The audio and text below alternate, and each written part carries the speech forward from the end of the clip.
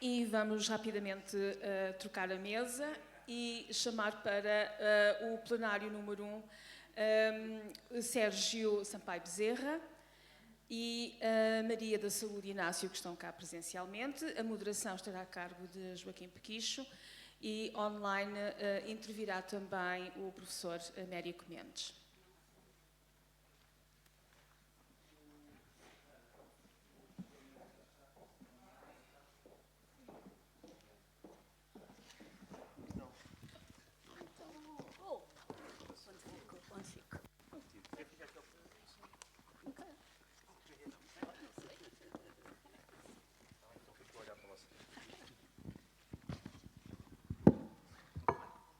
Ser o mais rápido possível para podermos avançar com os nossos trabalhos, porque, como perceberam, no início da sessão atrasámos ligeiramente a sessão de abertura, mas estas, já estamos todos habituados a estes trabalhos. Trouxe os meus óculos de 20, são aqueles óculos que se compram na farmácia, para ver se não sou traído aqui com as minhas lentes. Dizer que o plenário anterior... Diga. Muito obrigado. Dizer que o plenário anterior tem um grande espaço de debate e discussão e que se coloca como um dos grandes desafios de abordagem já nos próximos tempos, no compromisso de cooperação que regula a relação entre o Estado e as organizações, a formação profissional. Esta dimensão da qualificação está lá muito bem desenhada, o que é que queremos com os percursos formativos, o que é que queremos também com os centros de recursos para a qualificação e emprego, e por isso está na ordem do dia, e razão pela qual convidámos a professora Luísa para nos dar aqui esta nota, sendo que era um tema que dava aqui para muitas horas. Eu vou-me socorrer da Ana Pouseiro, já não está. Está. A introdução do plenário faço eu? É? Ok. Pronto. Como repararam no booklet que nós distribuímos, tivemos o cuidado de fazer uma nota de enquadramento para cada uma das temáticas. E isso vai acontecer em cada plenário a partir de agora, e é um enquadramento. O enquadramento pode ser feito pela voz off, neste caso pela Ana Pouseiro, ou poderá ser pelo moderador. Vamos ter sempre esta versatilidade de trabalho, mas acima de tudo quisemos enquadrar para que se compreendesse esta dinâmica de seminário que tem uma lógica, como diz a primeira vez que eu reuni com a Fabiana, ela disse assim: vamos fazer um seminário tipo bate-bola. Um bate-bola, o que é este um bate-bola? Falam um português e falam um brasileiro, ou falam um português, falam dois brasileiros, mas é uma lógica de... Pronto. Então tentámos organizar o seminário nesse sentido. E quando o Sérgio se propôs aqui a falar sobre a eficácia e o envelhecimento organizacional, isto transportou-nos para a dimensão organizacional, da sustentabilidade, da transparência, de como é que também olhamos para as organizações relativamente ao seu envelhecimento, quanto às práticas, à cultura e a todo esse processo de transformação organizacional que é preciso enfrentar. E nesse sentido convidámos quer o professor Américo Mendes, que vai estar connosco, da Universidade Católica, que é aqui a Maria da Saúde, que trabalhou connosco na FENACES no âmbito do DNA3 e que nos permitiu construir um referencial de sustentabilidade e uma ferramenta que hoje ou amanhã iremos dar a conhecer também para convidar os nossos amigos da APAIS a usar essa ferramenta para não só o diagnóstico da sustentabilidade das organizações, mas também ser um ponto de encontro no que toca à inovação e ao conhecimento, mas amanhã falaremos sobre isto. Pronto. A mim cabe-me, já fiz o enquadramento, não vale a pena eu estar a ler aquilo que escrevemos. O Sérgio Sampaio é doutorado em Ciências Sociais, com estágio científico avançado pós-doutoramento no Centro de Estudos de Comunicação e Sociedade, do programa de pós-graduação em Ciências Sociais da Universidade do Minho, certo? O Sérgio estudou vários anos em Braga e, curiosamente, ainda há pouco partilhava que ficou preso em Braga quando fizemos o shutdown, né, relativamente à pandemia Covid. E atualmente está na residência pós-doutoral no Núcleo de Estudos Organizacionais e Sociedade do Programa Pós-Graduação em Administração da Universidade Federal de Minas Gerais. Foi presidente da Federação da APAES, do Estado de Minas Gerais, e da APAES Belo Horizonte, e eu continuava aqui no currículo, que é assim extenso, mas acima de tudo eu queria que o Sérgio se sentisse em casa, nesta relação de amizade que estamos a construir, mas acima de tudo com a construção de conhecimento e de partilha de saberes, e por isso convidava o Sérgio a fazer a sua apresentação. Não sei se queres fazer ali do púlpito, se queres... Acho que tem que passar. É? Sim? Sim? É? Ok. Muito bem.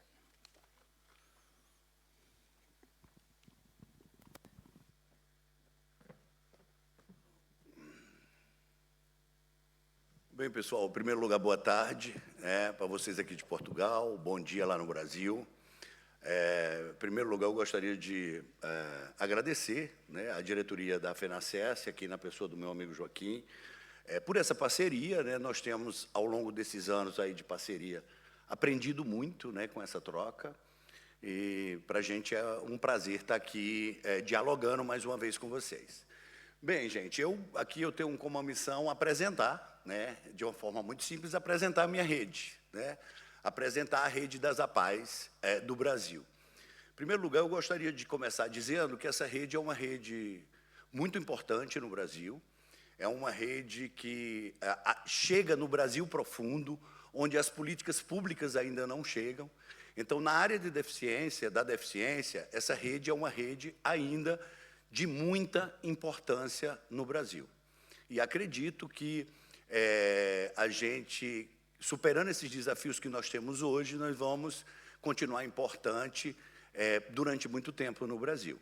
Mas a minha função aqui um pouco é mostrar esses desafios e essa rede hoje, quais são esses desafios que ela apresenta sobre duas óticas. E o que é que a gente está fazendo para superar esses desafios. Então, na verdade, hoje você tem uma rede onde você tem duas características e duas dimensões bastante importantes. A primeira dimensão é o envelhecimento dos trabalhadores e o impacto desse envelhecimento na cultura organizacional dessas instituições.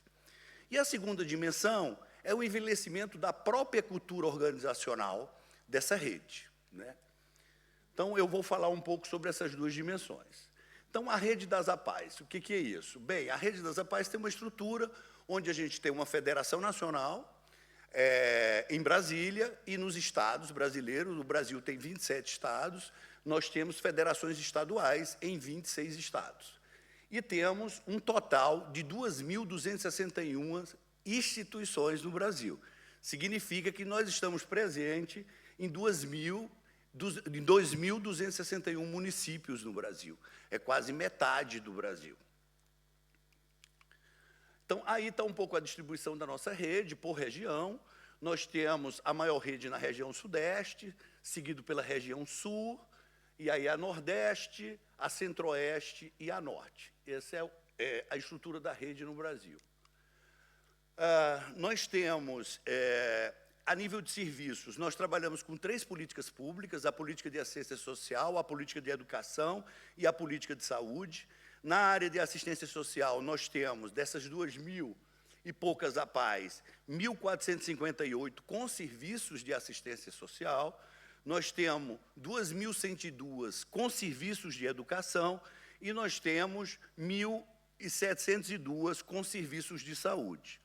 Nós atendemos, na área da assistência social, 151.839 mil pessoas. Na área da educação, 130.491 pessoas. E na área de saúde, nós realizamos anualmente mais de 24 milhões de procedimentos. Isso é para vocês terem uma ideia que, mesmo num país da dimensão do Brasil, a nossa rede ela tem um impacto de atendimento a nível de políticas públicas voltada para o cuidado da pessoa com deficiência, muito importante. Eu trouxe aí também um quadro dos RHs hoje da empresa, porque a gente também é uma rede que emprega muito, a gente tem uma empregabilidade muito grande. Aí nós teríamos, na área de saúde, mais de 24 mil pessoas empregadas, na área de educação, mais de 37 mil, na área de assistência social, mais de 33 mil, e nós temos mais de 52 mil pessoas voluntárias nessa rede. Então, quando você olha para o quadro de profissionais da rede APAE, para os recursos humanos, nós teríamos quase 150 mil profissionais envolvidos na estrutura dessa rede no Brasil. E aí os retratos dessa rede, né? Como é que essa rede está hoje? Bem, no estudo que a gente fez aqui na Universidade do Minho, supervisionado pelo professor Carlos, a gente, no que se refere à eficácia e eficiência, a gente percebeu que essa rede, apesar de você ter APAEs muito pequenas, APAEs muito grandes, APAEs em municípios ricos, APAEs em municípios pobres, a gente percebeu que os desafios e os problemas dessas APAEs, elas são muito parecidas, ou seja, elas são muito homogêneas na sua essência, né? Ficando as diferenças para alguma questão mais de visão ou de estratégia organizacional, né? No que se refere à eficácia e à eficiência, nós temos algumas diferenças, mas, de uma forma geral, as APAEs são muito homogêneas. O que diferencia são as dimensões dos problemas, mas os problemas são os mesmos. Então, a gente teria, por exemplo, mas a gente conseguiu ainda tipificar 8 tipos de APAEs presentes nessa rede de mais de 2.000 instituições no Brasil. A gente tem APAEs ainda num modelo muito antigo, em cidades muito pequenas, que é uma APAE muito voltada para o cuidado, ainda uma APAE muito assistencialista. Nós temos uma APAE ainda muito centrada na escola especial, então a gente tem instituições ainda com uma centralidade muito grande na escola. Nós temos APAEs já com uma eficácia e uma eficiência alta, ou seja, APAEs que já estão no que se refere à eficácia e à eficiência num patamar muito bom, né? Nós temos algumas APAEs que imaginam que fazem, mas ainda a gente não percebe uma qualidade de serviço muito boa, como nas APAEs que têm uma eficácia e uma eficiência alta. A gente tem APAEs ainda no modelo de transição, de um modelo focado em escola para um modelo mais próximo do que os estudos da deficiência traz hoje. Algumas APAEs que estão muito acomodadas nos seus modelos, umas APAEs muito voltadas para a área da saúde, né, num processo muito de normalização da deficiência, nós ainda vemos, e umas APAEs que, na verdade, não têm nenhum tipo de modelo estabelecido, que a gente não consegue decifrar qual é o modelo de serviços que elas prestam. Então, esse é basicamente os retratos que a gente consegue encontrar hoje. Bem, então, esse quadro é o quadro, mais ou menos, que a gente tem da nossa rede. Uma rede muito grande, uma rede que tem uma certa homogeneidade nos problemas e nos desafios, e uma rede que tem, no que se refere à eficácia e eficiência, algumas diferenças importantes que a gente tem que trabalhar para uma unicidade maior. Então, no que se refere à estrutura organizacional, a gente tem que, as APAEs hoje, essa rede como um todo, ela sofre com o envelhecimento da sua cultura organizacional devido a diversos fatores estruturais, culturais e operacionais que dificultam sua adaptação às mudanças sociais, políticas e epistemológicas sobre deficiência e diferença.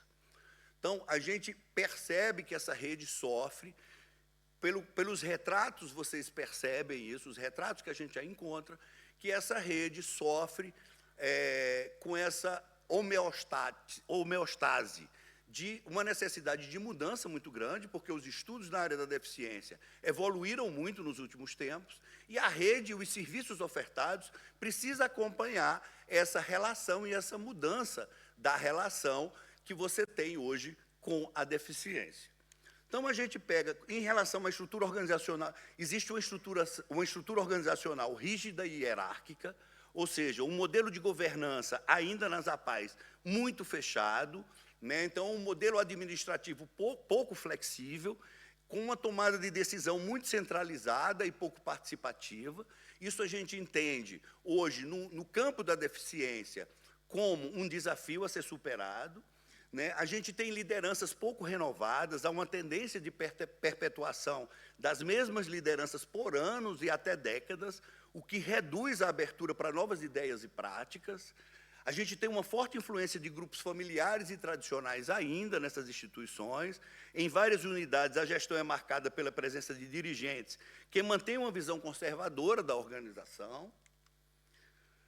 No que se refere à cultura e à mentalidade assistencialista, a gente ainda tem um predomínio do assistencialismo, uma cultura organizacional na rede que ainda está muito ligada a uma visão de cuidado e proteção, em vez de uma abordagem baseada na autonomia e nos direitos da pessoa com deficiência.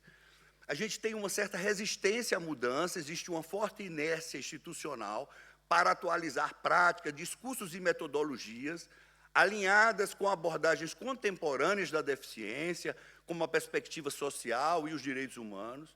A gente tem um enraizamento de discursos tradicionais, o uso de termos ainda já ultrapassado, inclusive na sigla, onde a gente está. E aqui eu estou fazendo uma análise crítica, mas isso tudo é uma análise interna que a gente tem e que a gente está tomando ações para modernizar essa rede, né? Então, a gente tem na nossa sigla ainda a palavra excepcional, existe um grupo trabalhando para aproveitar a sigla, que é uma sigla muito conhecida no Brasil, mas para mudar esse nome excepcional, que traz uma ideia de uma cultura antiga, né, para dentro da organização.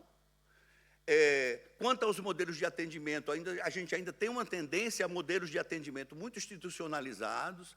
A ideia de instituição de habilitação e reabilitação, ela ter serviços de apoio, onde a pessoa está incluída na sociedade e você apoia ela na sociedade. Então, a gente ainda tem, como vocês viram, educação especial em escolas separadas, ainda com muita intensidade, uma ênfase na reabilitação médica, né, e uma baixa incorporação de práticas baseadas em evidência. Eu acho que essa análise crítica que a gente faz é uma análise que cabe muito às organizações de reabilitação como um todo. E existe uma relação tensa com a política pública e os movimentos de pessoas com deficiência.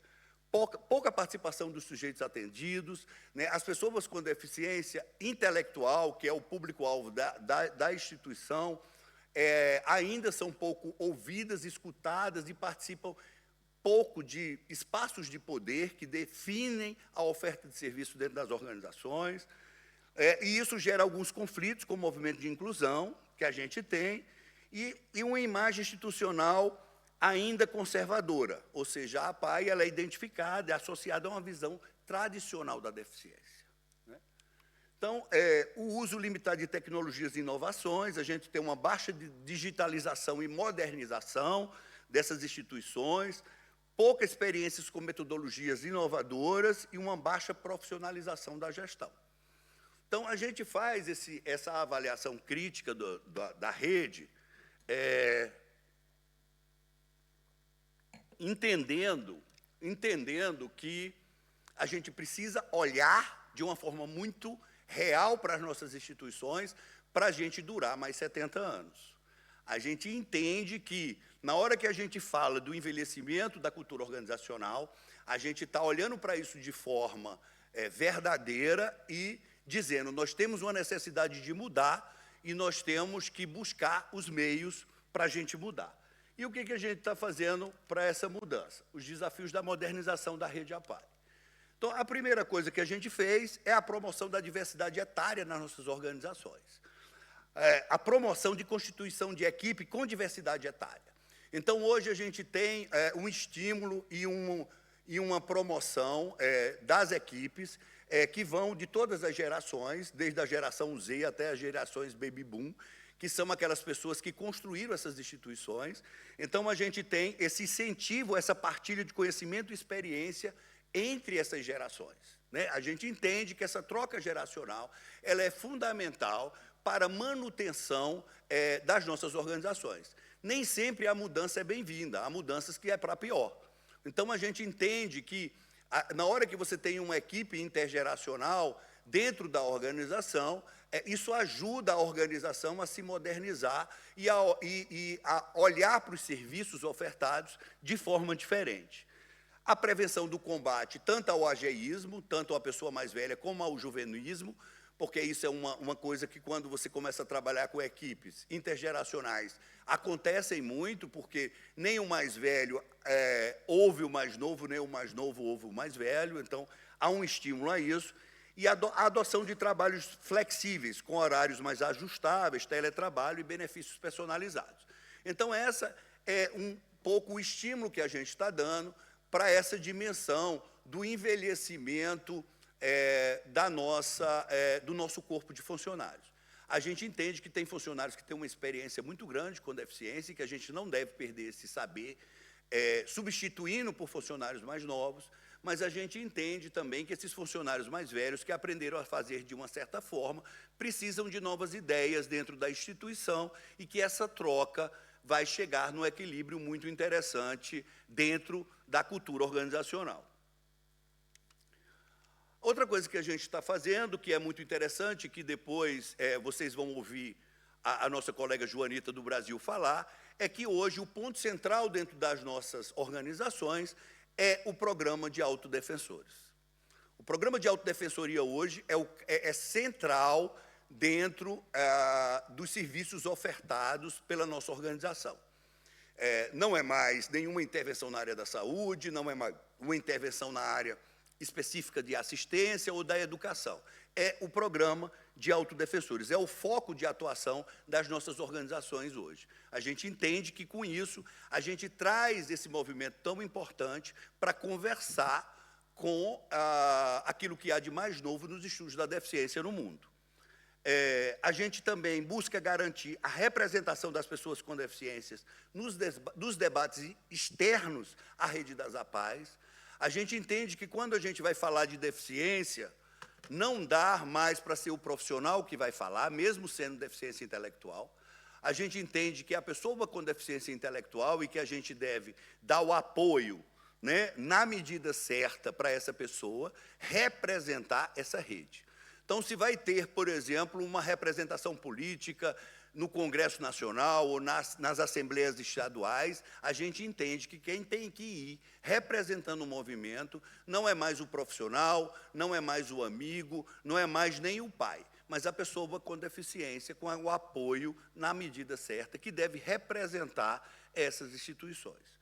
Não é à toa que aqui, por exemplo, a gente tem um vice-presidente que é uma pessoa com deficiência, que foi, na verdade, um usuário das nossas instituições e que hoje está num cargo de poder.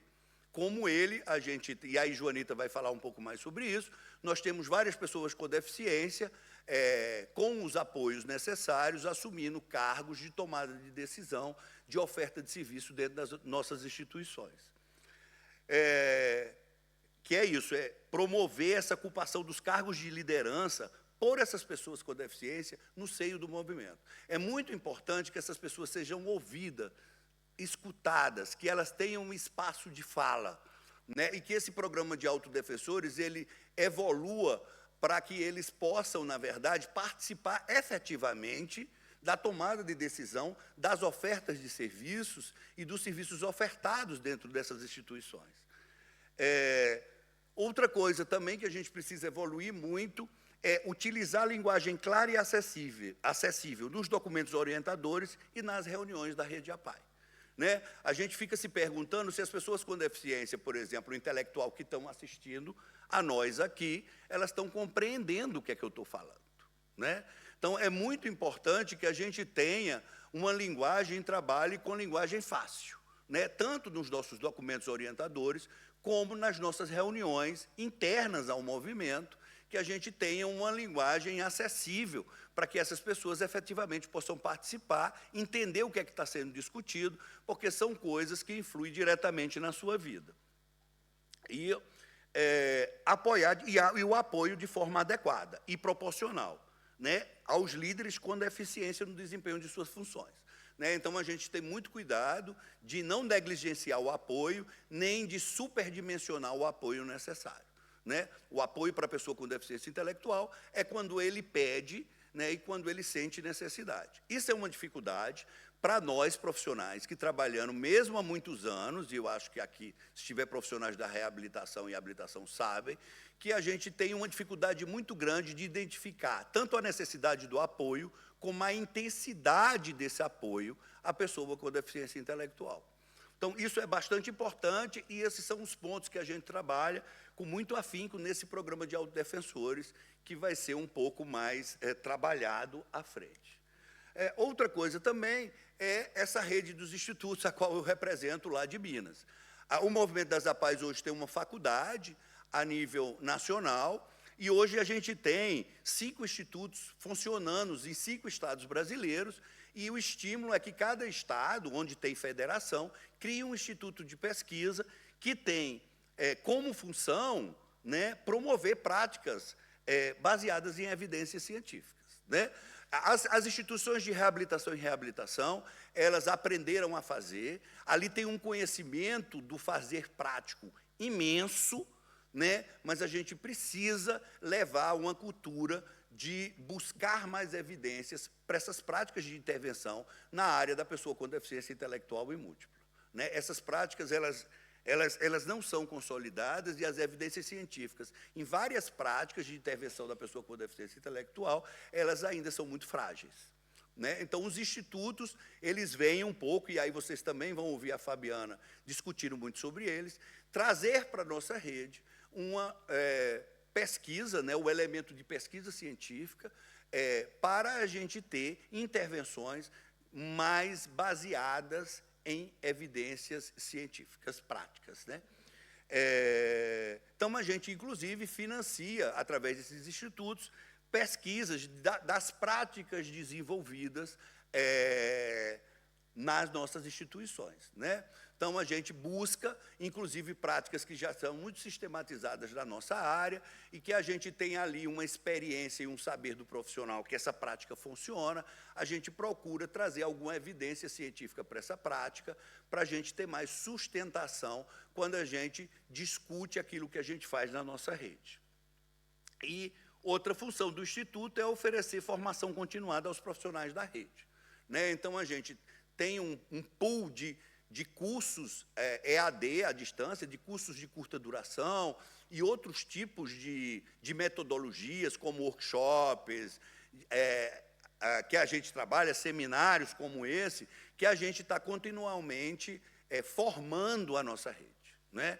A gente, hoje, busca esses institutos, busca, inclusive, buscar a qualidade desses recursos humanos, que, como vocês viram, é muito grande, trazer essa qualidade para ajudar a pensar o movimento, para ajudar justamente no combate a esse envelhecimento organizacional. Depois, a gente também vai trabalhar, que vocês vão ouvir um pouco isso, outra coisa que a gente está fazendo muito, é essa transição dos cuidados entre os serviços. Né? Assegurar a continuidade do cuidado em diferentes níveis e tipos de serviço. Né? As instituições de habilitação e reabilitação, por exemplo, na área da saúde, têm uma dificuldade muito grande de dar alta no processo de habilitação e reabilitação, entendendo que aquele sujeito tem que ficar na reabilitação a vida inteira.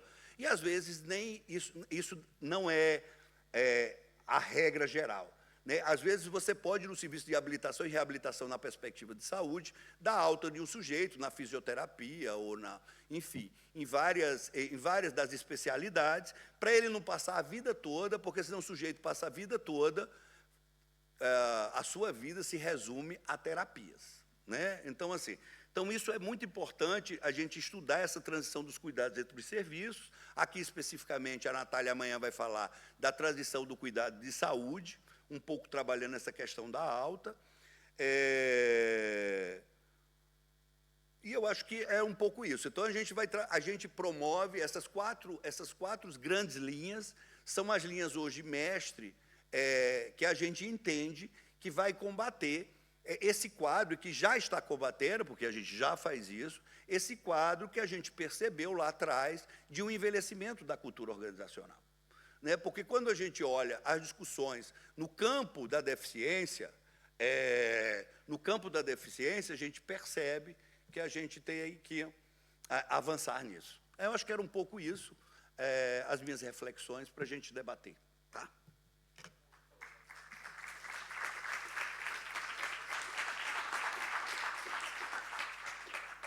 Muito obrigado, Sérgio, e obrigado por teres respeitado o tempo. Nós, de seguida, vamos ouvir o Américo Mendes, o professor Américo Mendes, da Universidade Católica do Porto. Não sei se é possível colocar o professor aqui no... É só aqui esta questão técnica, já sabem. Eu vou adiantar, dar a conhecer um pouco daquilo que o professor Américo Mendes representa, independentemente de ser uma pessoa suficientemente conhecida de todas as organizações, mas o professor Américo Mendes é doutorado em Economia na Universidade de Arizona, tem uma pós-graduação em Economia, Estratégia e Desenvolvimento Rural na Universidade de Marselha, licenciado em Economia também na Universidade de Marselha, e é professor associado da Católica Porto Business School, onde é docente desde 1996 e onde foi diretor adjunto, diretor da licenciatura em Economia e diretor também do mestrado em Economia, Economia Social e presidente do Conselho Científico. Pronto. Hoje coordena a ATAIS, que é a área transversal da Economia Social na Universidade Católica Portuguesa, que tem também um grande trabalho do ponto de vista de olhar para a governação, para a transparência, para a sustentabilidade e nos próximos, eu agora não vos posso precisar a data, mas será ainda em abril, vamos fazer um webinar sobre que vai revisitar estas questões da transparência com a participação da ATAIS. O professor consegue-nos ouvir bem? Muito bem. Muito bem. Então, professor, tem a palavra, já sabe que estamos aqui um pouco atrasados no tempo, mas tem os seus 20 a 25 minutos, conforme foi estipulado. Muito obrigado. E mais uma vez, é uma honra tê-lo connosco. Eu estou-me a virar de costas porque aparece-me aqui no painel. É uma honra tê-lo aqui connosco e muito obrigado por ter acedido ao nosso convite. Tem a palavra. Obrigado. Eu é que agradeço esta oportunidade de poder colaborar nesta iniciativa portanto, também queria uma saudação especial para si, para as pessoas que estão aí consigo na mesa e para quem nos estiver a ouvir nesta altura. Eu preparei uns slides, não sei se eles irão passar aí no ecrã ou se é só a minha cara. Se não, posso partilhar a partir daqui, posso? Sim? Já está. O professor pode partilhar diretamente no seu computador, é isso? Então eu vou tentar. Muito bem. Vamos lá ver se isto funciona. Está a aparecer? Ainda não. Agora... Sim? Muito bem. Agora já está, sim. Agora é só colocar em modo de apresentação e penso que assim conseguimos garantir. Espera aí, que eu não sou artista nisto, mas cá. Está muito bem. Muito obrigado. Muito bem.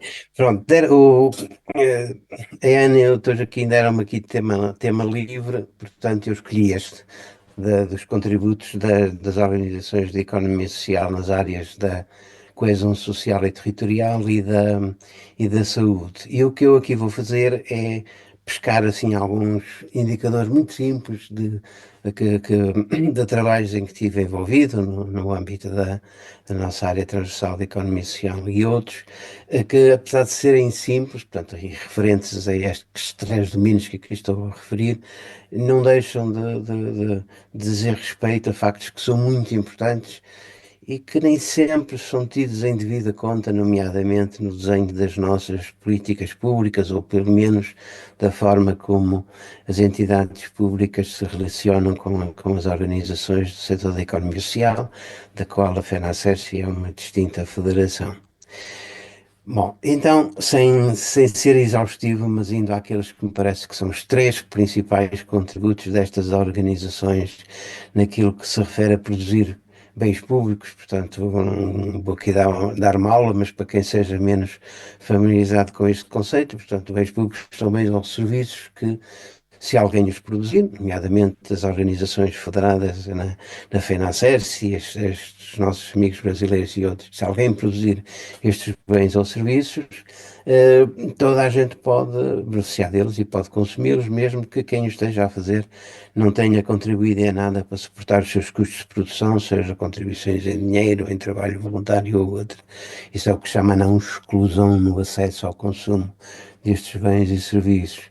E depois, no ato do consumo propriamente dito, quando alguém beneficia com eles, ou os consome, eles não desaparecem, e podem continuar a ser consumidos por outras pessoas. Isto são características que se aplicam à produção de coesão social, à produção de coesão territorial e à produção de melhores níveis de saúde coletiva. Se alguém estiver a trabalhar no sentido da coesão social, da coesão territorial, da melhoria da saúde coletiva, toda a gente beneficia com isso, quer tenha contribuído ou não para o custo de produção destes serviços, o facto de alguém estar a beneficiar com eles não impede que outras pessoas também o possam fazer. Ainda então, é indicadores muito simples, tirados de várias coisas, vários trabalhos em que eu estive, tenho estado envolvido e que mostram o papel que as organizações de economia social, e eu aqui vou falar principalmente das IPSS, ou equiparadas, nos quais as cooperativas federadas na FENACES fazem parte, mas também depois farei mais à frente de outras organizações também do setor da economia social. Começando então eh, pelos contributos para a coesão social e pegando no caso das instituições particulares de solidariedade social ou equiparadas. Como é que estas organizações contribuem para a coesão social? É principalmente, não quer dizer que seja exclusivamente desta maneira, mas é principalmente através da produção de bens e serviços que são necessários a uma vida humana condigna, para os fornecer a pessoas que não os podem pagar a um preço que cubra o seu custo de produção. Portanto, estes bens e serviços que estas organizações produzem têm características económicas que até permitiriam a sua mercantilização, ou seja, eles poderem ser providenciados mediante o pagamento de um preço que cobrisse o respectivo custo, porque são, enfim, em termos económicos, aquilo que se chama bens e serviços privados, portanto, à exclusão no acesso, à rivalidade no consumo. Mas não é essa a missão das IPSS.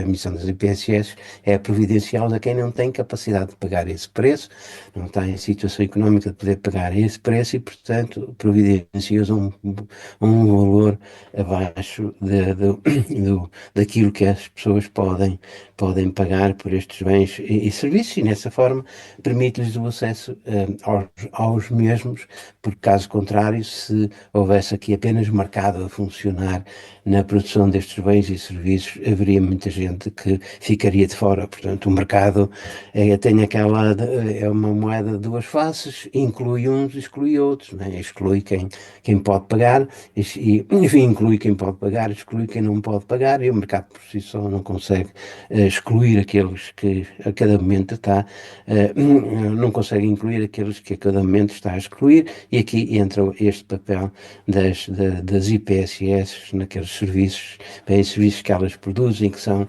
essenciais a uma vida humana condigna. Qual é o indicador que eu vou trazer para aqui? Portanto, como eu disse, tirado aí de trabalhos em que tenho estado envolvido, é, por exemplo, olhar para a estrutura de rendimentos destas organizações. Eu tenho aqui esse, essa estrutura para o ano 2022, tirada de uma amostra de 1.000 IPSS de todo o país, num total de cerca de 5.000, e como estão a ver, aquele valor neste slide, o valor que os utentes, portanto, as pessoas que são apoiadas por estas organizações contribuem no total dos rendimentos que estas organizações oferem, não chega a 30%. Portanto, pagam uma porcentagem que é bastante inferior àquilo que é o total dos rendimentos necessários para estas organizações cobrirem os seus custos. Portanto, estão aí depois as outras fontes de rendimento, portanto, financiamentos das entidades públicas, principalmente com participações da Segurança Social, mas não só, cerca de metade do total dos rendimentos. Também faço assim uma pequena referência que agora estamos na hora destas coisas, que é a consignação do IRS e do IVA, 0,42% do total dos rendimentos, portanto é pouquinho. Aquilo que deveria ser uma fonte de rendimento importante destas organizações, mas que por cá ainda anda longíssimo disso, que seriam as contribuições voluntárias da sociedade civil para organizações que estão a trabalhar em prol do bem comum, não chega a 6%. Pronto, e depois aí outras fontes de rendimento. Pronto, isto é da edição mais recente e de uma série de trabalhos que temos estado a fazer para a CNIS. Está aí uma versão para 2022 que há de sair um dia destes, mas para os anos anteriores, se puserem no Google este título, Importância Económica e Social das IPSS em Portugal, vão apanhar as edições anteriores destes trabalhos e, portanto, vão lá encontrar este tipo de indicador que estou aqui a apresentar-vos agora, para quem possivelmente ainda não conhece estes estudos. Depois, também aqui uma nota sobre outro grupo ou da família da economia social, que é das organizações de desenvolvimento local, e nem mesmo aqui há alguns indicadores muito simples tirados de um trabalho que fizemos para eles há algum tempo, que incluía onde se fez a inventariação dos vários equipamentos, projetos, enfim, iniciativas das associadas da Animar, que é uma espécie de federação destas organizações que existem em Portugal.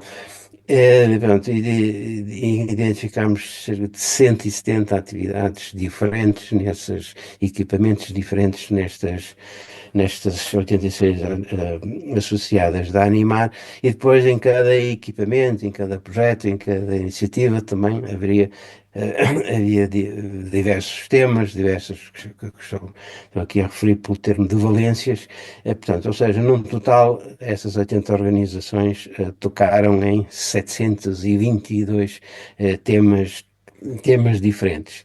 E como é que estes 722 temas diferentes se arrumam segundo os ODS, os 17 ODS? Se virmos a lista por aí abaixo, a grande parte, uma boa parte dessas valências têm diretamente que ver com questões de coesão social. Erradicar a pobreza, 26 valências, erradicar a fome, 3, depois igualdade de género, 27, trabalho digno, 114, reduzir as desigualdades, 47, pronto, enfim, portanto, são organizações que têm na sua missão e na sua ação enfim, fortíssimos contributos para a coesão social, portanto, fazem de uma forma que é complementar do trabalho mais específico das IPSS, e por isso precisamos dos dois tipos de organizações para trabalharmos mais e melhor nesta frente. Agora, há aqui um mapa que vale mais do que 1000 palavras. O que é que está isso? Estou agora aqui a passar para o contributo das organizações de economia social para a coesão territorial. É uma coisa que se vai falando de vez em quando, mas menos do que quando se trata de coesão social. Quando se trata de coesão social, toda a gente aceita sem problema nenhum, sem discussão nenhuma, que as IPSS equiparadas, enfim, estão essencialmente centradas aí. Mas também há que dizer que as IPSS e outras organizações de economia social e as organizações de desenvolvimento local estão também muito aí, ou principalmente aí, dão um contributo muito importante para a coesão territorial. Resumindo e concluindo, elas estão naquela parte do país onde não está praticamente ninguém, a não ser a Câmara Municipal, a Junta de Freguesia e depois uma agricultura que ainda vai para ali resistindo até um dia desaparecer. E o mapa que eu estou aqui a mostrar, portanto, é tirado de um trabalho que estamos aí a fazer, que um dia destes também será público, é a percentagem do emprego de cada concelho. Eh, Isto também tem aqui o mapa para os Açores e para a Madeira. Não coloquei aqui, mas também estamos a fazer a análise para essas regiões. A percentagem do emprego de cada concelho que corresponde ao emprego em, enfim, em empresas que estão naquelas classes de atividade económica que estão lá em cima, mas aquilo, assim no título, mas que agora especificando são as que têm que ver com a prestação de serviços a pessoas idosas e em unidades de cuidado continuado. Portanto, aqui até nem está a totalidade das atividades das organizações de economia social, estão mais aquelas atividades que têm essencialmente que ver com idosos. E estão a ver que há aí concelhos lá no centro interior do país onde o emprego nestas organizações é metade do emprego do concelho, né? Ou anda perto disso. Portanto, elas geram emprego na parte do país onde pouco mais organizações o façam. Portanto, se mais fosse preciso, só isto já bastaria para mostrar o papel muito importante que estas organizações têm também nesta frente de combate às desigualdades, que é reduzir as disparidades regionais. Mas há mais sobre isto, também daquela série de trabalhos para a CNIS sobre a importância económica e social das IPSS, logo no primeiro que lançou esta série, portanto, publicado em 2018. Está lá vão lá os números que eu estou agora aqui a incluir neste slide, que é a percentagem de freguesias do continente que têm equipamentos sociais de IPSS, portanto 71% mais ou menos, né? Mas há mais de um quarto das freguesias onde não está lá mais ninguém com equipamentos a prestar serviços sociais, só estão as IPSS, portanto o Estado não está lá e o setor social, dito lucrativo, também não está lá. Ainda sobre este tema e ainda deste trabalho, que de 2018 foi possível para 45 IPSS, distribuídas aí por vários distritos, do norte a sul do país, calcular uma coisa que se chama multiplicador de rendimento local. O que é isto? É um indicador que mede por que, por que valor é que é multiplicado cada euro que uma organização destas capta para o seu território, e aqui território estamos a falar do concelho onde ela está instalada. Esse, esse coeficiente é mais de 4, ou seja, por cada euro que entra num concelho onde está implantada uma IPSS ou equiparada, pelo facto dela depois usar esse valor para pagar aos seus trabalhadores, para pagar a fornecedores de bens e serviços locais e outras entidades, esse euro fica a circular, entra no circuito económico local e ao fim de algum tempo é multiplicado por mais de 4. Portanto, isto é uma aproximação por defeito deste multiplicador, portanto o seu valor real até é mais, mas enfim, 4 já é bastante importante. Portanto, elas para além de serem criadoras de emprego em sítios do país onde pouco mais gente o faz, mais entidades o fazem, também têm este papel de animação do circuito económico local, enfim, nas proporções que este indicador aqui mostra. Por fim, contributos das organizações de economia social na área da saúde. Pronto, este sendo um coloque para organizações que lidam intensivamente com o problema das pessoas portadoras de deficiência, enfim, saúde aqui é um bocado chover no molhado, mas nem todas as organizações de economia social, enfim, lidam com pessoas nessa situação, portanto, e por isso às vezes, pelo menos até à pandemia, nem sempre falar de serviços sociais ou de IPSS e falar de saúde eram coisas que iam em conjunto, não é? Portanto, e ainda hoje, apesar de cada vez mais se falar da necessidade e da utilidade de ligar cada vez mais a segurança social, a ação social e saúde, mesmo assim, ainda há muito chão pela frente no sentido de integrar devidamente estas duas áreas. Mas, de novo, portanto, também aqui indicadores muito simples, tirados também à semelhança de outros que eu apresentei antes, da chamada Carta Social da Segurança Social, portanto, que faz o inventário dos equipamentos e das respostas sociais que existem, pelo menos no continente. Aquelas respostas sociais que são da área da saúde, mais de 90% do número destas respostas e da sua capacidade pertence às IPSS. No caso, agora especificando um bocado melhor, no caso das estruturas residenciais para pessoas idosas e das unidades de duração, de média duração e reabilitação, portanto, vocês saberão bem melhor do que eu o que é isto, as IPSS representam mais de 2/3 do número e da capacidade destas respostas. No caso das unidades de convalescência e de unidades de cuidados, as IPSS representam entre 40 e 50, elas só não têm resposta naquelas equipas que estão aí referidas ao fim de cuidados com unidades integrados, né? Portanto, o Estado e o setor lucrativo têm aqui um papel e uma posição relativa muitíssimo menor do que as organizações de economia social, uma vez que é nelas que está mais de 90% do número destas respostas e da sua capacidade. Pronto, muito obrigado pela vossa atenção e muito gosto de estar aqui de novo com a FENACERSE a fazer inovações. Obrigado. Muito bem. 1, 2. Professor, muito obrigado pela sua intervenção. Deu-nos aqui um retrato daquilo que é a realidade das instituições particulares de solidariedade social, naturalmente, onde nos estudos e nos dados que são demonstrados também tem alguma relação com as entidades equiparadas. Isto mais para os nossos colegas do Brasil, eu há pouco falava com o Sérgio e dava a conhecer isso.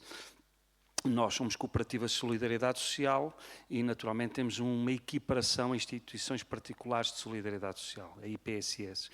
O Estatuto IPSS não tem a ver com a natureza jurídica da organização. A organização pode ser uma cooperativa, pode ser uma associação, pode ser uma misericórdia, pode ser uma fundação. O Estatuto IPSS é um estatuto chapéu para estas organizações e, como existem algumas normas que conflituam com o Código Cooperativo que rege o ramo da solidariedade social, nós temos uma equiparação a IPSS, o que significa que só se aplica às nossas cooperativas o estatuto no limite daquilo que não contraria o que está na lei geral do Código Cooperativo. Não sei se me fiz entender, mas é só dar esta nota. Nestes dados estão... Disse muito bem, significa que não cometi nenhum erro. Muito obrigado. Nestes dados estão... E de seguida, obviamente agradecendo ao professor Américo Mendes e pedi-lhe, se for possível, que ele se mantenha connosco. Não sei como é que está a agenda do professor, mas fica o convite. Vamos já de seguida apresentar a nossa terceira e última convidada deste plenário, para depois passarmos ao nosso coffee break, que já está a ser preparado. A Maria da Saúde Inácio, que representa aqui a empresa Capa Social, e vem-nos falar sobre a importância do referencial de sustentabilidade para a sustentabilidade do setor cooperativo, social e solidário, que resulta do estudo que fizemos e do trabalho que desenvolvemos em conjunto. A Maria da Saúde é licenciada em Economia pela Universidade Católica Portuguesa, especialização em Gestão de Recursos Humanos, mestrado em Ciências Empresariais, com tese sobre Gestão de Competências, e depois tem aqui mais um enquadramento, nomeadamente o percurso, mais de 30 anos dedicado à gestão de equipas e projetos, quer na Associação Empresarial de Portugal, quer depois nas áreas da formação e capacitação empresarial, e tem uma longa experiência de trabalho com a FENACERSE, no âmbito do DNA 3 e agora no Valorizar Social, que é o desafio que temos de formação para a economia, neste caso para o setor social e solidário, e que estamos a tentar pôr em marcha em tempo recorde.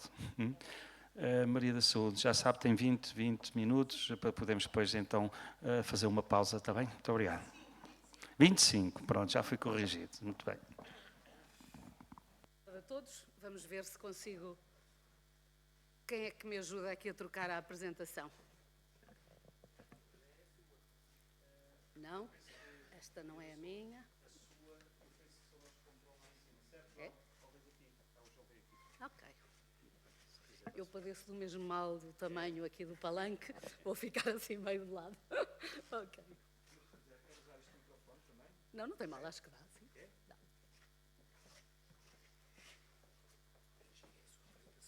Diga. Já é? Tinha o mesmo título do outro, peço desculpa. Pois é. Muito bem, obrigada.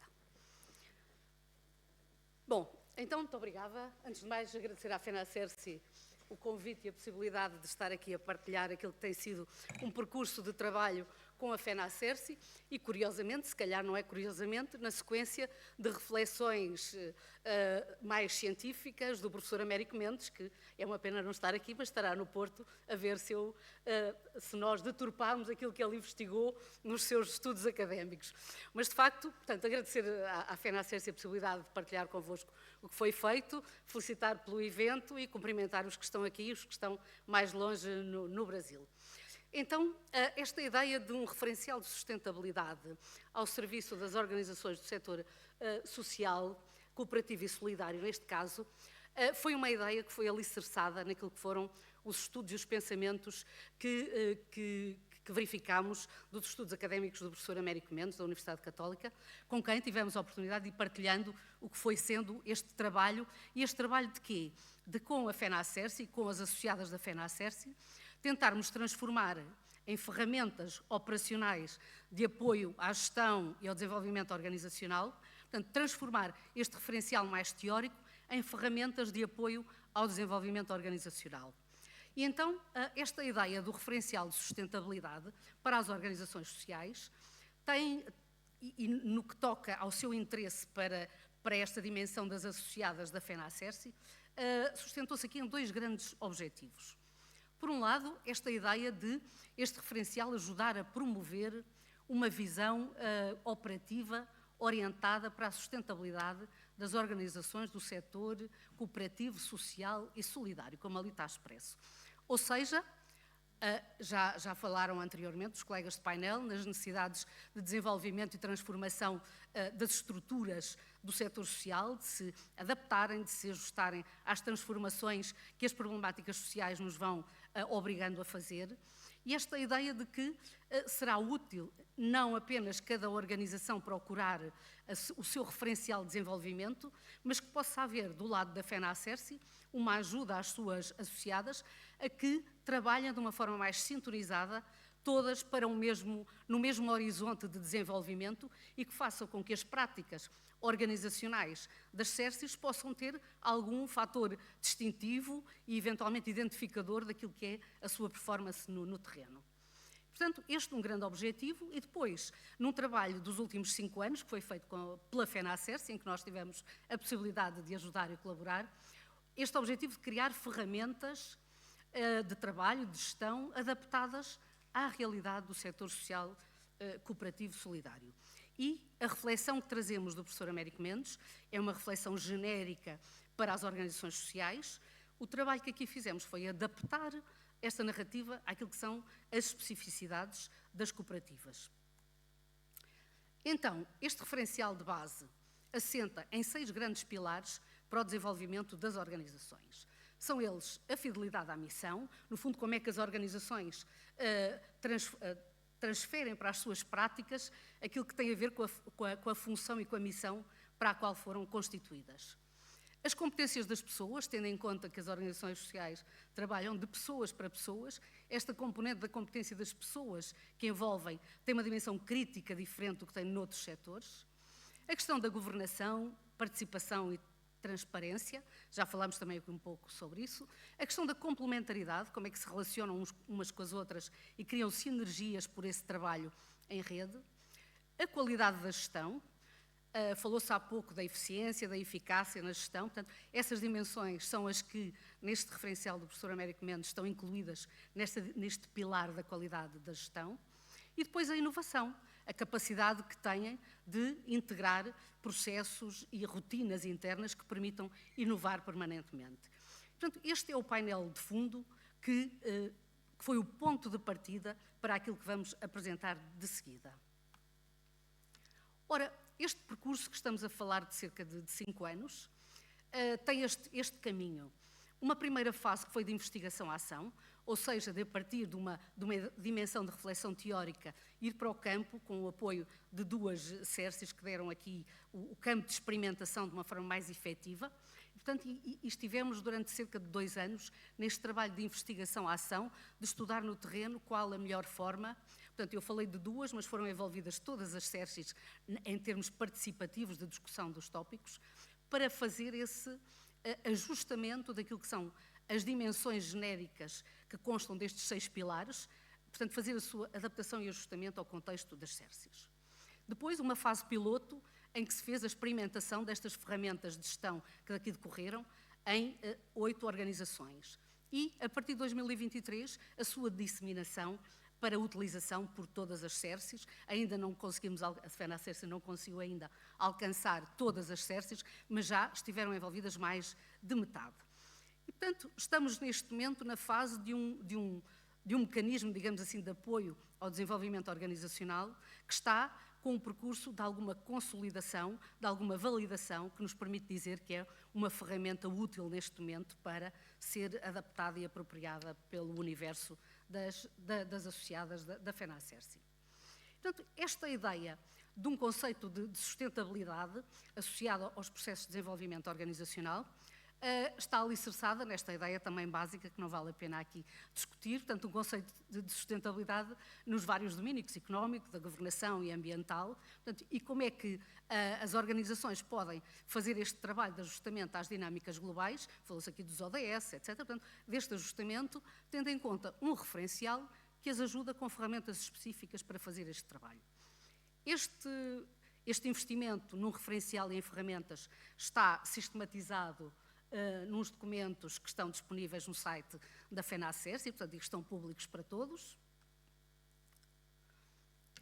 E então, qual é a operacionalização deste referencial para a sustentabilidade? Então, temos as 6 dimensões, ou os 6 pilares que podem ser relevantes para que uma organização possa estar apta a fazer um caminho que a leva à sustentabilidade nas três dimensões e, portanto, no fundo, que a ajuda a não fugir daquilo para a qual foi criada e para a capacidade de produzir os tais bens públicos de qualidade e que possa servir os seus beneficiários.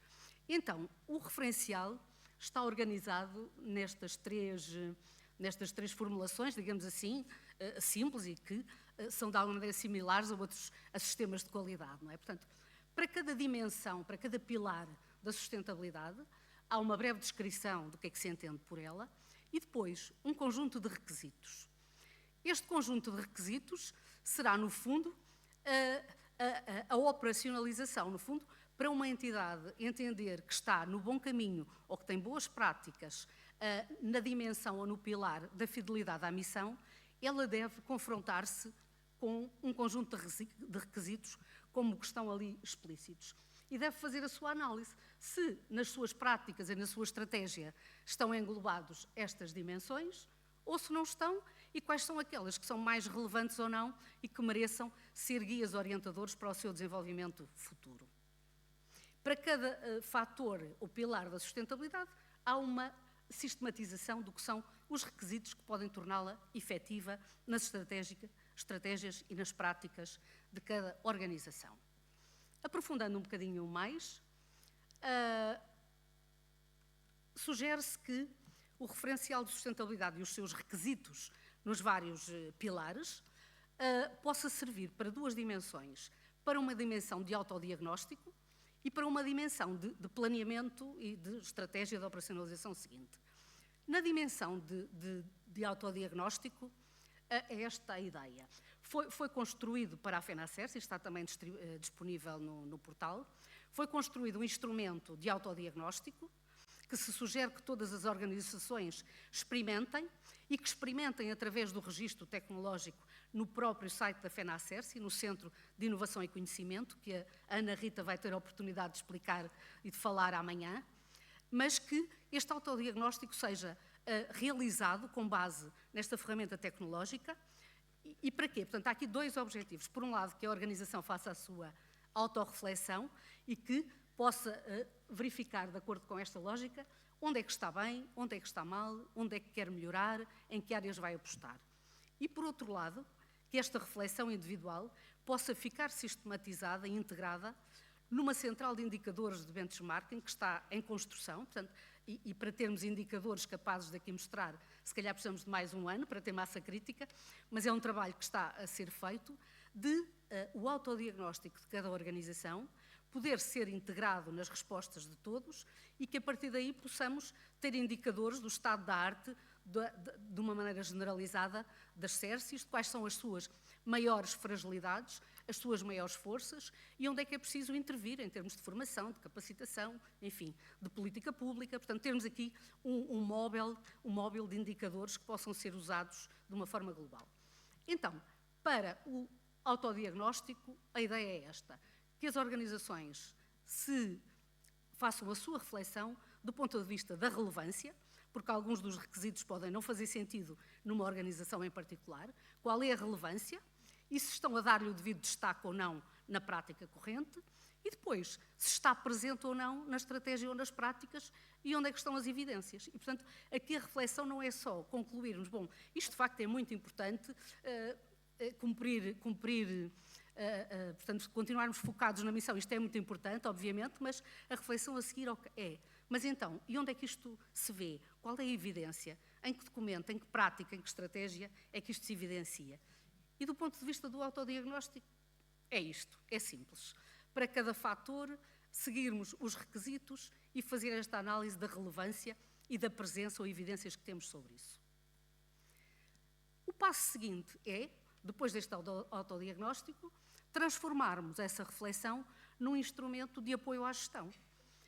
E para isso está disponível uma matriz, também mais uma vez simples, a ideia foi não estarmos aqui com grandes teorias e matrizes que fossem trazer mais complexidade àquilo que já é a gestão das organizações, uma matriz que no fundo ajuda apenas a transcrever.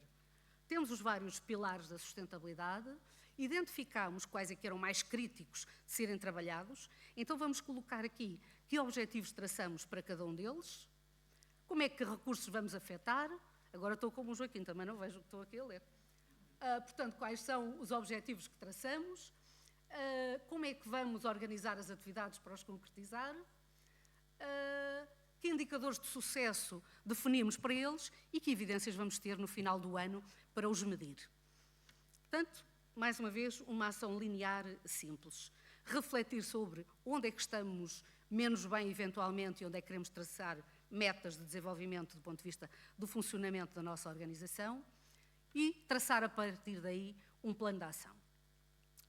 Este trabalho, esta ferramenta de autodiagnóstico e esta matriz de ajuda ao planeamento estão preparadas e existem os guidelines também disponíveis no site da FENACERSI. Estão disponíveis para uso autónomo, digamos assim, por parte das entidades, mas a FENACERSI tem também disponibilizado algum suporte, algum apoio de suporte a esta implementação. Portanto, alguns módulos, alguns packs de consultoria reduzida que ajude, eventualmente, as organizações a começarem, pelo menos, a fazer este caminho e não perderem este ímpeto de terem uma prática regular de autodiagnóstico, planeamento, avaliação de resultados. E esta questão da regularidade, de haver aqui uma indução de que todos os anos as organizações possam fazer esta reflexão, e naturalmente todas fazem todos os anos o seu planeamento estratégico, como é evidente, ou o seu planeamento para o ano seguinte, mas que esta reflexão possa ser sistematizada nestas ferramentas tecnológicas para que se possa construir conhecimento coletivo útil e a devolver para todos. Ora, e em síntese, não vou precisar dos 25 minutos, se calhar, e ainda bem. Em síntese, e a pergunta, o título era a importância de um referencial de sustentabilidade para o desenvolvimento organizacional. Ora, e eu tentei aqui expor algumas destas especificidades que podem tornar o referencial, para além de um guia orientador mais teórico, podem transformá-lo mesmo num auxiliar ao desenvolvimento das organizações. Ora, por um lado, porque se trata de um documento que, como mostrei, foi objeto de um percurso de 5 anos de investigação-ação, de experimentação, de reflexão, de avaliação, e, portanto, à partida, dar-nos aqui já algumas garantias de ser um instrumento e uma ferramenta capaz de ser utilizado. O facto de ter orientações metodológicas, como falei, existe um conjunto de guidelines que podem ser usadas para uso individualizado por todos e, portanto, não é aqui algo que precisemos de andar sempre a recorrer a apoio externo, portanto, está pronto para que cada organização possa usá-lo e tem ferramentas concretas, um questionário, matrizes de apoio ao planeamento. Depois, do que está aqui do lado direito, uma questão central neste modelo é a questão do processo participado.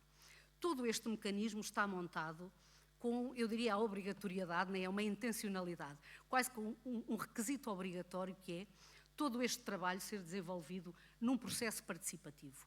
E o que foi feito ao longo destes anos foi toda esta intervenção de apoio ao autodiagnóstico e ao planeamento ter que envolver obrigatoriamente alguém dos órgãos sociais, alguém da direção técnica e operacionais. E esta é para a FENACERSI uma questão central. Nada se faz convocando para estes processos apenas as pessoas que estão disponíveis ou as que estão com mais vontade. Portanto, esta ideia de que isto só vale a pena, só faz sentido se for feito no processo participativo. E depois esta chamada de atenção de que está também criada, como sequência deste processo de desenvolvimento, está também criada um espaço, que a Ana Rita também vai apresentar amanhã, de comunidades de prática, onde se pretende que as organizações vão continuando, a partir do móvel deste referencial de sustentabilidade, as organizações vão continuando a aprender umas com as outras, a atualizar estes referenciais e a construir em conjunto o que pode ser o melhor caminho para todas. E pronto, muito obrigada e fico disponível para alguma questão. Muito bem. Muito obrigado, Maria da Saúde. Vamos abrir agora aqui, assim, de uma forma muito objetiva, porque tínhamos esse compromisso de, se alguém quiser, um período de questões que podem ser colocadas, se alguém quiser intervir. Enquanto estão a pensar, eu estava aqui a fazer um sinal ao Sérgio, que o Centro de Inovação e Conhecimento e as comunidades práticas e a Academia FENACERSI, que está tudo integrado, é algo que nós queremos agora, em parceria com a APAES, encontrar forma de a APAES também poder utilizar estas ferramentas, poder dar os seus contributos, com os estudos que vocês desenvolvem na APAES, poderem também ter ali como espaço para poder partilhar connosco, e utilizar a ferramenta, que era estas ferramentas que a Maria da Saúde acabou de ver. E depois amanhã a Ana Rita vai apresentar globalmente como é que tudo funciona, ficamos a conhecer e temos aqui um espaço muito interessante de trabalho de parceria, porque não importa só encontrar aqui momentos de estarmos a dialogar e a conversar, né, que é isto que estamos a fazer no seminário, é preciso depois também termos uma ação prática, como é que podemos promover esta relação bilateral com a aprendizagem de parte a parte e para depois podermos continuar nos caminhos, porque já percebemos que do ponto de vista dos valores, da missão, do pensamento crítico, estamos muito alinhados, agora é só tentar perceber como é que podemos na prática explorar cada vez mais espaço de trabalho conjunto, está bem? Por isso, eu estou a encher chouriços, não sei se estou a ver se alguém põe uma mão no ar para ver se... encher chouriços não é uma expressão muito bonita, mas utilizamos de vez em quando. Eu peço desculpa à plateia. A Ana Rita quer usar a palavra, Ana Rita? Então, mas amanhã vai falar. Força. Porque eu acho que isto não está a funcionar, mas pronto, mas eu sabe que eu gosto de falar, então tenho que aproveitar as oportunidades todas e hoje não podia perder esta. Não, eu peço desculpa, é só porque eu acho que há pessoas que estão eventualmente inscritas hoje que não vão estar amanhã e, obviamente, suportando tudo o que a Maria da Saúde acabou de partilhar, foram 5 anos de trabalho intensivo, mas dar aqui uma nota de que, efetivamente, todos estes instrumentos, e apesar de ter feito referência ao SIC no final, mas dizer que, inclusivamente, a matriz de autodiagnóstico e a matriz de plano de ação se encontram, portanto, disponíveis também no centro de conhecimento. Ou seja, de facto, elas não estão só, portanto, podem ser utilizadas em formato de papel, mas estão já em processo, já foram desburocratizadas e já estão incluídas no próprio centro de conhecimento, de forma a torná-las mais acessíveis às organizações, mas também conseguirmos extrair resultados mais objetivos com aquilo que elas lá vão colocando. Exatamente. E era só esta nota que eu queria dar. Obrigada. Obrigado, Ana. Até porque a Maria da Saúde colocou a questão do balanço de indicadores e a forma como podemos depois no final ter um retrato da realidade. Para nós isso é fundamental e nós, em função disso, o Conselho de Administração da FENACERSI decidiu, como perceberam, nem todas as organizações participaram no DNA 3, por razões, cada uma pela sua razão.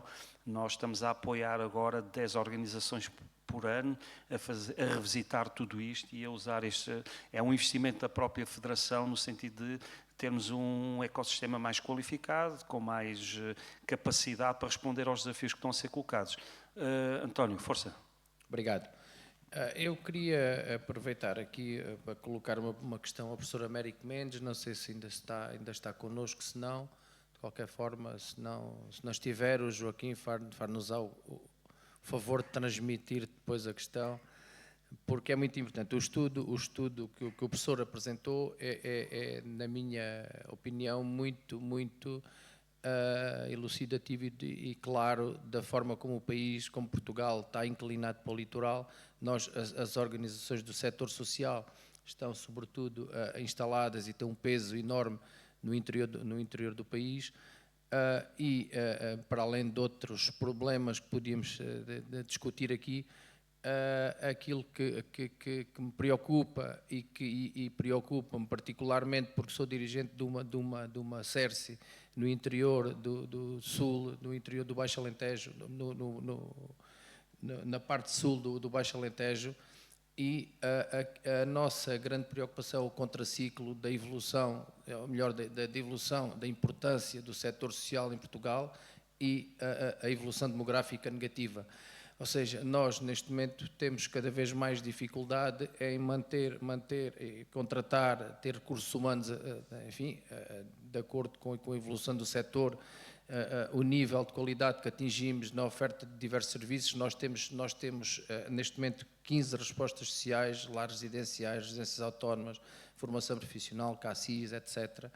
E não temos... ou melhor, temos cada vez menos capacidade em atrair recursos humanos. E a tendência demográfica, aquilo que nós designamos por evolução demográfica negativa, diz-nos que daqui por 10, 20 anos será muito pior. Portanto, vamos ter cada vez menos pessoas a trabalhar no setor social em Portugal, o que vai ser claramente um problema muito grave para a evolução e para a manutenção e evolução do setor. Obrigado. O professor penso que ouviu, certo? Se quiser depois já Sim, reagir. sim. Estão-me a ouvir a mim agora? Tem que ligar o seu som. Está ligado? Está ligado? Não sei se é um problema de... Pode falar, professor. Veja se o som já está. Não. E o meu som está ligado, só queria saber se me estão a ouvir. Agora penso que já está. Já? Estão-me a ouvir agora? Sim? Eu tenho o som ligado. Oh, infelizmente, professor, alguma coisa não está agora aqui a funcionar. E agora, consegue? Agora, perfeito. Sim? Pronto, então, sem fugir enfim, à questão que foi agora colocada, queria só fazer assim 2 notas muito rápidas relativamente a coisas que foram ditas anteriormente. Primeiro é dizer que quando eu referi na minha apresentação IPSS, era IPSS equiparadas. O que é que isto quer dizer, mais concretamente? Naqueles números que eu apresentei, estão as associadas da FENACERSI, portanto, também estão as cooperativas Sim. Seguridade Social estão cobertas nesses indicadores.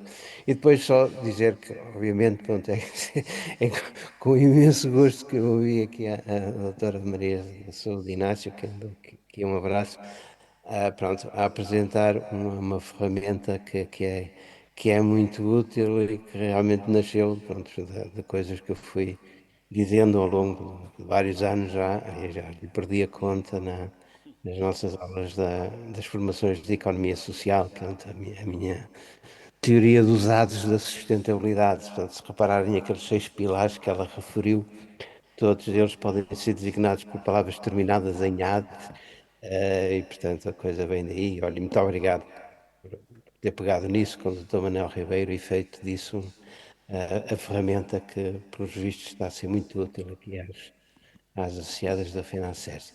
Pronto, eu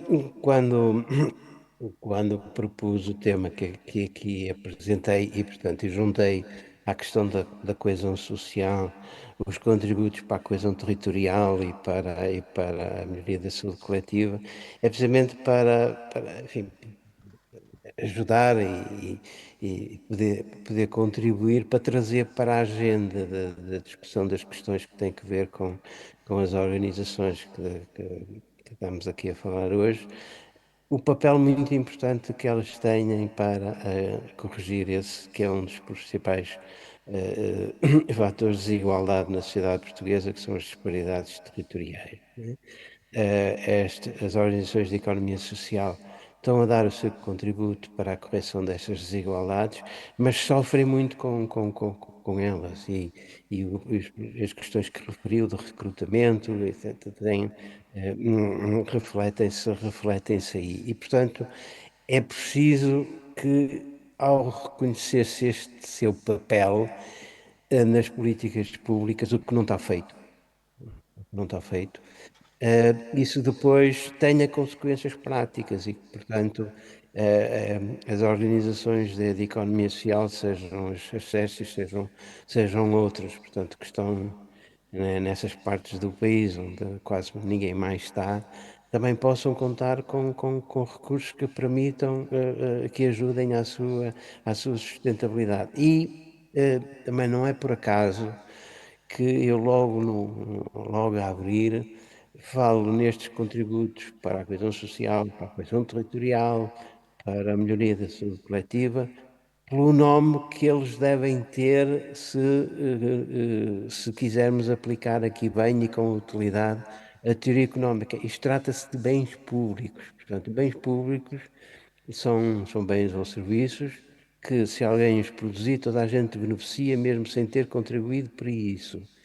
E, portanto, as organizações de economia social e outras que produzem bens públicos não podem obrigar quem beneficia com isso, que é a sociedade toda, a contribuir para pagar os seus custos de produção. E vimos que os contributos voluntários da sociedade civil em Portugal andam naqueles raquíticos 5,8% do total dos rendimentos. Portanto, por mais esforços, e as organizações de economia social, SERSES e outras, devem, com certeza, fazer tudo o que tiver ao seu alcance para melhorar os seus processos de angariação de fundos e contribuir para que essas contribuições voluntárias da sociedade civil, sob a forma de donativos ou outros, aumentem.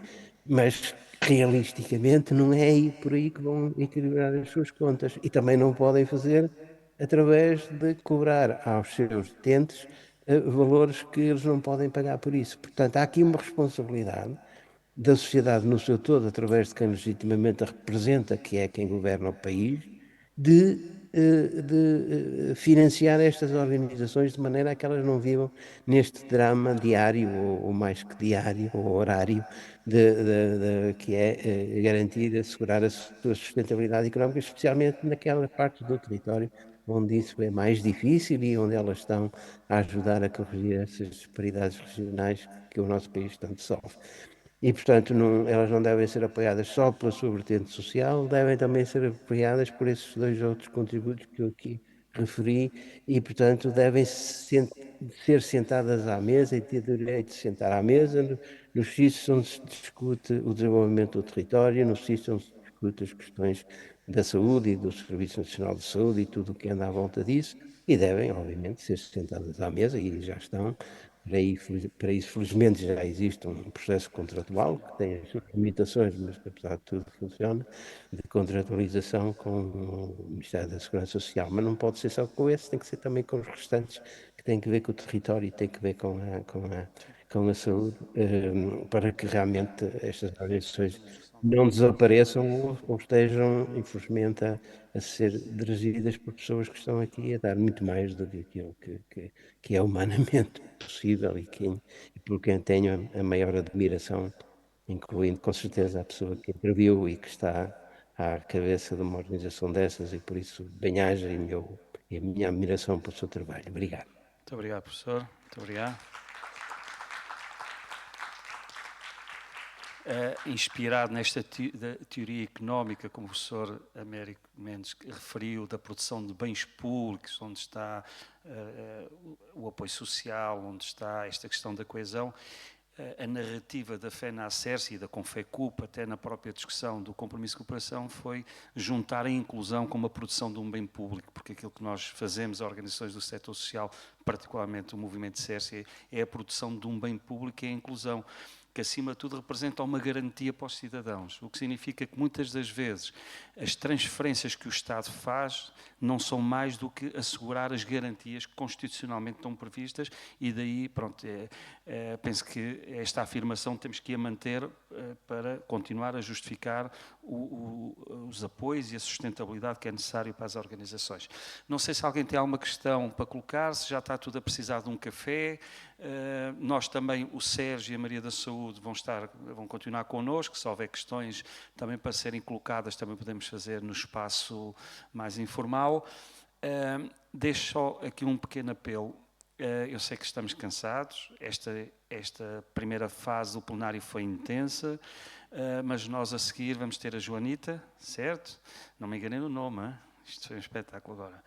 E o Albino, que vai estar connosco como representante da Plataforma Nacional de Autorrepresentantes, e eu acho que vai ser também um segundo plenário, um terceiro plenário, diga? Tenho que falar alto quando eu estou a perceber. 15 minutos, 10 minutos, pronto. 10 minutos para comermos e bebermos, e voltamos e vamos tentar também acompanhar este terceiro plenário, que vai ser interessantíssimo, e dar apoio naturalmente ao nosso Albino, que fez aqui uma preparação de um PowerPoint que está excelente. Por isso, até já, e muito obrigado por toda a colaboração. E obrigado ao Sérgio, à Maria da Saúde, mas isto é gente da casa, estamos...